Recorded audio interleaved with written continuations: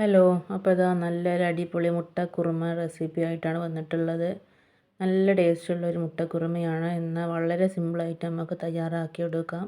അപ്പോൾ എങ്ങനെയാണെന്ന് സാധനങ്ങൾ എന്തൊക്കെയാണ് വേണ്ടതെന്നൊക്കെ നമുക്ക് നോക്കാം. ഇപ്പോൾ ഇതാ സവാള, തക്കാളി, ഇഞ്ചി വെളുത്തുള്ളി ചതച്ചത്, കറിവേപ്പില, പച്ചമുളക്, മല്ലിയില എന്നിവ ഞാൻ എടുത്തിട്ടുണ്ട്. അതിലേക്ക് ആവശ്യമായത് കറുകപ്പട്ട, ഏലക്ക, ഗ്രാമ്പു, പിന്നെ മസാലപ്പൊടികളായ മല്ലിപ്പൊടി, ഗരം മസാല, മഞ്ഞൾപ്പൊടി, പിന്നെ ഒരു കാഷ്യൂനട്ടിൻ്റെ പേസ്റ്റാണ്. ഒരു 10 കാഷ്യൂനട്ട് കുതിർത്തിട്ട് അതിൻ്റെ പേസ്റ്റ്, പിന്നെ അത് തേങ്ങാപ്പാൽ, പുഴുങ്ങി വെച്ച മുട്ട. അപ്പോൾ ഇനി നമുക്ക് തയ്യാറാക്കി തുടങ്ങാം. ഒരു കടായി അടുപ്പത്തേക്ക് വെച്ച് അതിലോട്ട് ഗ്രാമ്പു, പട്ട, ഏലക്ക എന്നിവ റോസ്റ്റാക്കി അതിലോട്ട് സവാള ഇട്ട് നന്നായി വഴറ്റുക. വഴറ്റിയ ശേഷം ഇഞ്ചി വെളുത്തുള്ളി ഇട്ട് കൊടുത്ത് നന്നായിട്ടൊന്ന് ഇളക്കി കൊടുക്കുക. നന്നായി ഇളക്കിയ ശേഷം ഇതിലേക്ക് കറിവേപ്പില ചേർക്കാം.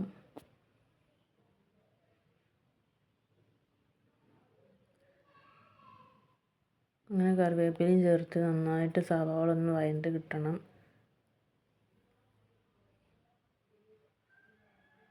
നമുക്ക് പച്ചമുളക് ആഡ് ചെയ്യാം. പച്ചമുളക് എരിവ് കൂടുതൽ വേണ്ടവർക്ക് കൂടുതൽ എടുക്കാം.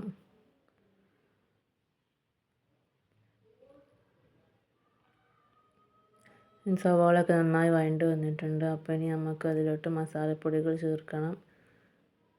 അതിലോട്ടുള്ള മസാലപ്പൊടികൾ മല്ലിപ്പൊടി, മഞ്ഞൾപ്പൊടി, ഗരം മസാല എന്നിവ ചേർക്കാം. ചേർത്ത് നന്നായിട്ട് പൊടികളുടെ ആ പച്ച സ്മെല്ലൊക്കെ ഒന്ന് മാറി നല്ലൊരു ഫ്ലേവറൊക്കെ വന്ന് തുടങ്ങും. അതോളം നമുക്കൊന്ന് ഇളക്കി കൊടുക്കാം.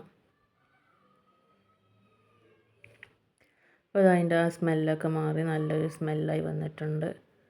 ഇനി നമുക്കിതിലോട്ട് ചേർക്കാനുള്ളത് തക്കാളിയാണ്. അപ്പോൾ നമുക്കിനി തക്കാളി ചേർത്ത് കൊടുക്കാം.